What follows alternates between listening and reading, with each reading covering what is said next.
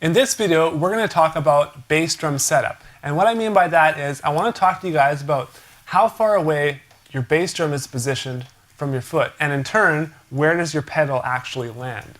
And I originally first heard about this in a Dave Weckl video, but he basically says just sit down in your drum throne, start with nothing there, and plant your feet where they feel most comfortable.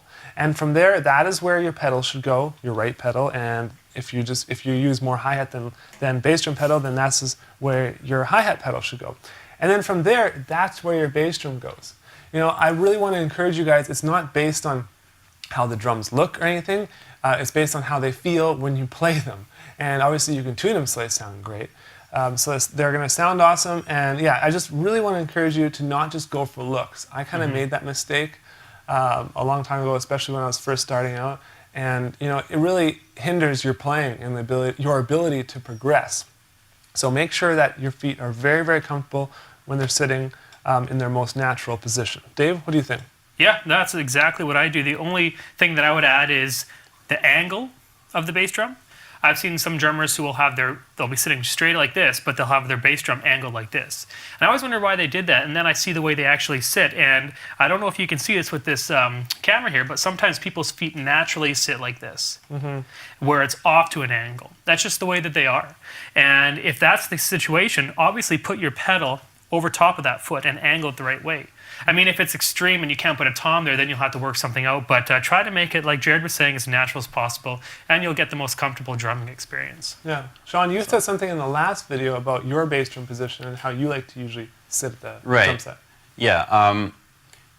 The things that these guys have been saying is all totally on the mark. And for me, where I have my bass drum pedals in kind of relation to me will depend on the style of music that I'm playing. Again, I feel like I kind of say, you know, I have different setups for different ways or different styles that I play, and that again goes for bass drum pedals. If I'm playing something that I feel is really, really groovy, or I'm just really, really feeling it, and it's not really speed based, it's just feeling out the music, I'm going to sit a lot closer to the pedals. I might actually be right up to the snare, just so I can kind of really, really feel it, and my foot's just really connecting with the bass drum pedal. But if I'm playing something that's going to be pretty speed and stamina based, I'm actually going to sit almost this far back, and I'll actually bring the kit to me, but leave the bass drums kind of farther away, so that my feet will actually, or my legs actually will be a little bit more straight, and then just kind of the benefit that Jared gets from sitting up high, I'll get from sitting farther back, while my kit is still low, and so I don't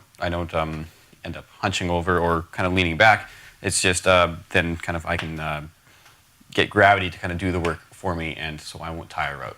Yeah, so that's a good tip, you guys. For you guys who want to, practice playing the bass drum really fast, quick singles, quick doubles, and that kind of stuff. Try it out. It might not work for everyone. It works great for him. You'll see a lot in the later videos. He slays on a lot of the songs and in a lot of the stuff. So it doesn't hurt to try it, and you always got to figure out what fits your body the best. So I hope this video helped you. Take your kit, give it a whirl.